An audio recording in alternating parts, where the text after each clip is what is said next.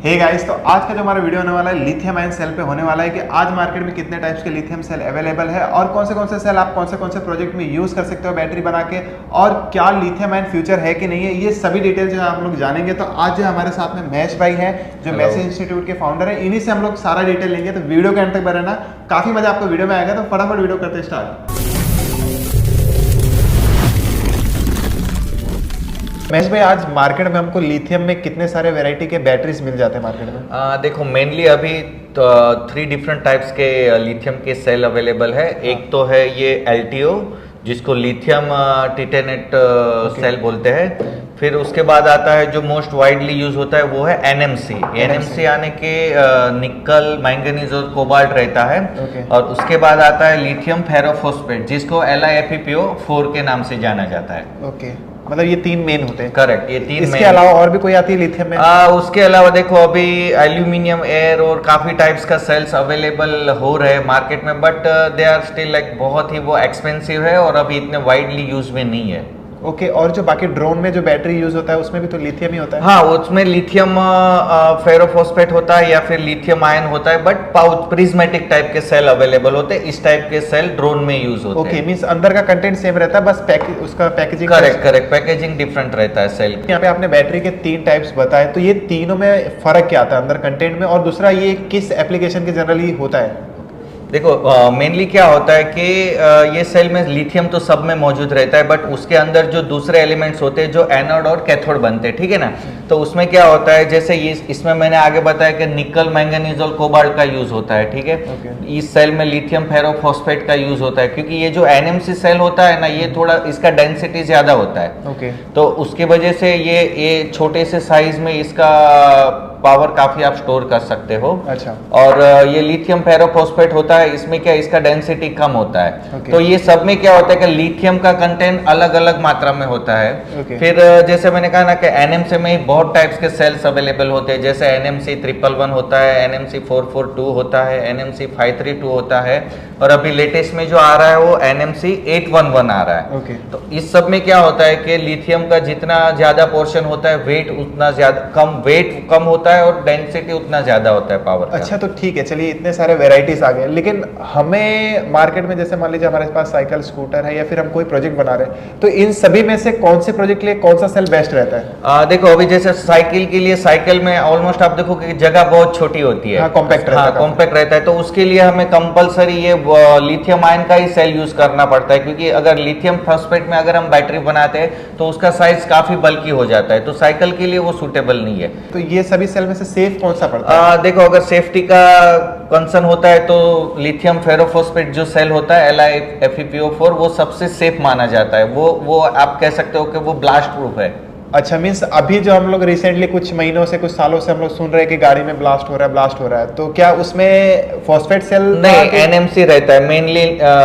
NMC जो cell रहता है निकल मैंगनीज कोबाल्ट वाला, वो सेल रिस्पॉन्सिबल है ब्लास्ट अभी तक जितने भी अगर जो भी स्कूटर में कुछ भी फायर हुआ है, ब्लास्ट हुआ है, वो उसमें NMC सेल ही ब्लास्ट। करेक्ट, NMC फॉस्फेट नहीं होता है। फॉस्फेट नहीं होता है। फॉस्फेट में शॉर्ट सर्किट होता है, but that is like wiring का अलग इश्यू होता है, वो सेल कभी ब्लास्ट नहीं होता। साइकिल के लिए लिथियम आयन क्योंकि साइज कम रहता है, कॉम्पैक्ट चाहिए और ज्यादा रेंज चाहिए, उसके लिए आपने NMC सजेस्ट किया। लेकिन अगर हमें स्कूटर हो गया, मोटरसाइकिल हो गई, या फिर हम कोई ई-रिक्शा बना रहे हैं, या कार हो गए, जितने भी हैवी व्हीकल प्रोजेक्ट है, उस पे हमको किस सेल पे जाना चाहिए? देखो बाइक और स्कूटर का सवाल है तो उसमें भी साइज का इश्यू रहता है, क्योंकि उसमें भी बहुत कम साइज होता है। लेकिन जनरली अगर हम इलेक्ट्रिक करते हैं या फिर कुछ करते हैं तो इंजन निकल जाता है, तो काफी स्पेस मिल जाता है। इंजन निकल जाता है तो फिर भी मतलब मैं उसका तो भी ये अगर लिथियम फॉस्फेट का देखा जाएगा तो बैटरी ऑलमोस्ट डबल साइज हो जाता है। और वेट का भी इश्यू आ सकता है उसमें। तो और क्या है कि अभी जो भी बाइक बना रहे, स्कूटर बना रहे, सबको ज्यादा माइलेज चाहिए। तो सबको बड़ा कैपेसिटी वाला बैटरी चाहिए, तो उसके लिए डेफिनेटली बड़ा कैपेसिटी करना है तो लिथियम आयन का बैटरी बेस्ट रहेगा।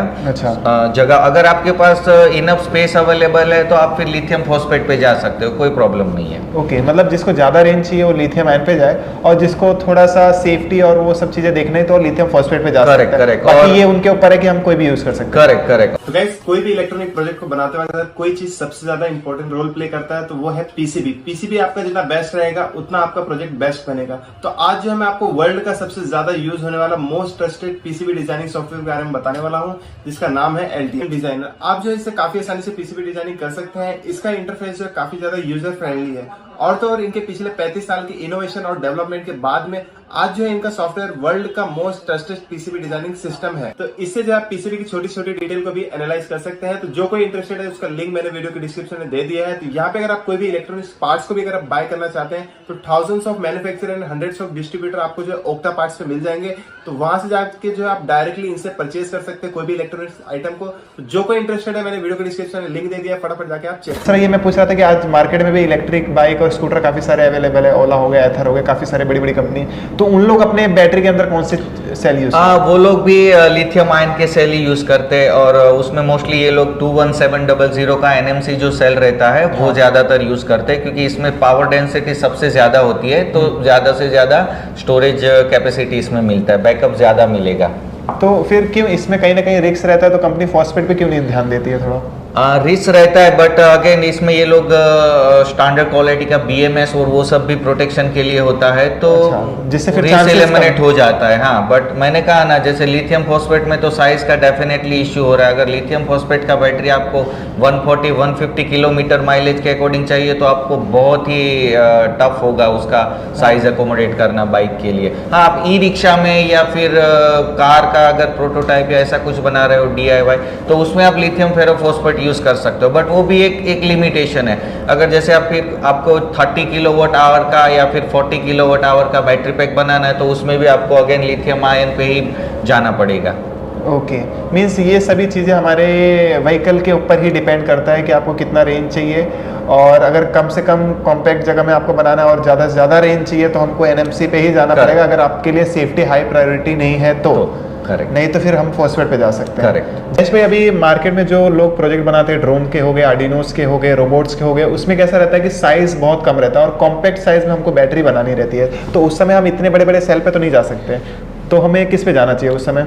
नहीं, उसके लिए पाउच सेल अवेलेबल है, NMC के पाउच सेल आते हैं। इसमें भी जैसे ये 10,000 mAh का सेल है, उसमें आप 1000 mAh 500 मिली एम्पियर का आता है। बहुत ही छोटे से कॉम्पैक्ट सेल आते हैं, जैसे हमारे ब्लूटूथ ईयरबड हो गए, उसमें भी बहुत। अच्छा, उसमें भी यही कंटेंट? करेक्ट, उसमें भी पॉलीमर सेल ही यूज होते हैं मोस्टली। तो इसमें सेफ्टी का कैसा रहता है? सेफ्टी का मैंने कहा, इसके अंदर एक BMS होता है, BMS चिप लगता है 1S का, तो उसके अकॉर्डिंग वो एडजस्ट हो जाता है। मतलब में सेफ्टी का इतना इश्यू नहीं आता है, जब तक वो BMS है तब तक कोई डेफिनेटली इश्यू नहीं है। फोन से लेके हर जगह पे यही सेल? हाँ, फोन में भी यही यूज होता है। मैंने सुना है लोग इसको कार में भी यूज करते हैं, ऐसा है? हाँ, कार में भी रिसेंटली अभी पॉलीमर पाउच सेल ज्यादा यूज करते हैं, क्योंकि जैसे मैंने कहा इसका डेंसिटी बहुत ज्यादा है और बहुत छोटी सी जगह में आप काफी स्टोरेज बैकअप यूज कर सकते हो। ओके, और मार्केट में काफ़ी सारे अभी लीड एसिड की जगह लोग लिथियम पे जा रहे हैं इन्वर्टर्स के लिए और भी काफ़ी सारे एप्लीकेशन के लिए। इन्वर्टर हो गया या फिर स्टोरेज के लिए यूज़ करना है तो आप ये लिथियम प्रिज्मेटिक सेल है लिथियम फेरोफॉस्फेट का, वो यूज़ कर सकते हैं। ये देख रहे हो आप, इसका साइज़ काफ़ी बड़ा है, बट ये अगेन 100 एम्पियर या फिर 200 एम्पियर में अवेलेबल रहता है, तो इसका साइज़ बहुत बड़ा होता है। बट ये आपको रूम में ही या फिर ऐसे ओपन इन्वायरमेंट में या बड़ी जगह में स्पेस पे आपको इंस्टॉल करना होता है, तो जगह का कोई इश्यू नहीं है, तो आप ये इजीली ये प्रिज्मेटिक सेल यूज़ कर सकते हो वहाँ पे। ओके, तो अच्छा, अब तो चलो ठीक है, एप्लीकेशन के बारे में हम लोग जान ले। अगर हम प्राइस को लेके चले, हम कोई भी व्हीकल बना रहे हैं, तो इसमें सभी जितने भी टाइप्स के सेल है उसमें प्राइस के कितने डिफरेंस आते हैं? क्योंकि प्राइस एक मेन होता है कस्टमर और यूजर के लिए, क्योंकि वो सबसे पहले प्राइस देखता है, सेफ्टी तो सेकंड देखता है, बोले मेरे पास उतने पैसे के हैं नहीं, मेरे बजट में आ रहा है कि नहीं। तो प्राइस में कितने डिफरेंस पड़ेंगे सभी में? प्राइस में देखो, लिथियम आयन का सेल होता है वो थोड़ा महंगा होता है, और अगेन प्राइस सेल के ऊपर नहीं डिपेंड होता है, बट उसका डिस्चार्ज रेट कितना, उतना सी रेटिंग कितना है उसके ऊपर डिपेंड करता है। लिथियम फॉस्फेट में भी ऐसा सेल आते हैं जिसका डिस्चार्ज रेट काफ़ी हाई होता है, 10C या फिर 20C तक होता है, तो सेम ऐसे लिथियम आयन में भी उसका डिस्चार्ज रेट 20, 30, 40C तक रहता है। सेम ऐसे जो ड्रोन में यूज़ होता है, पाउच सेल यूज़ होता है, उसका 40C तक डिस्चार्ज रेट आता है, तो वो सबसे महंगे आते हैं, तो वो डिस्चार्ज रेटिंग के ऊपर डिपेंड करता है सेल का प्राइस। ओके, तो भी मतलब अगर इसमें सबसे महंगा अगर बोलने जाए तो पाउच पाउच सेल और हाँ एनएमसी दोनों लिथियम सेल महंगे होते हैं comparatively as compare to lithium phosphate. तो महेश भाई यहाँ पे जितने भी सेल लगे हुए हैं सारे के कलर अलग अलग है, तो कलर का कुछ लेना देना है क्या सेल से? क्या कलर कुछ इंडिकेट करता है क्या? नहीं, देखो कलर का कोई इतना सिग्निफिकेंट रोल नहीं है, बट जैसे कंपनी वाइज हर एक का एक अलग अलग ब्रांडिंग होता है, तो उस अकॉर्डिंग वो लोग कलर सिलेक्ट करते हैं। तो गाइस यहाँ पे हमारा वीडियो जो है कंप्लीट हो रहा है। तो काफ़ी शॉर्ट वीडियो में हमने कोशिश किया आपको एक्सप्लेन करने के लिए, लेकिन अगर आपको और भी डीपली जानना है इसके रिगार्डिंग, अगर आपको वो वीडियो भी चाहिए तो आप मुझे वीडियो के नीचे कमेंट करना। और लिथियम के रिगार्डिंग अगर आपको बैटरी के रिगार्डिंग कोई प्रोजेक्ट चाहिए तो मुझे आप वीडियो के नीचे कमेंट कर सकते हैं। तो आने वाला जो नेक्स्ट वीडियो रहेगा मैं ट्राई करूँगा कि आपके लिए वो वीडियो भी लेके आऊँ। बाकी अभी तक आपने अगर LTM को चेक नहीं किया तो उसका लिंक मैंने वीडियो के डिस्क्रिप्शन में दे दिया, तो वहाँ से जाकर आप चेक कर सकते हैं। बाकी मिलते हैं नेक्स्ट वीडियो में। जय हिंद, जय भारत।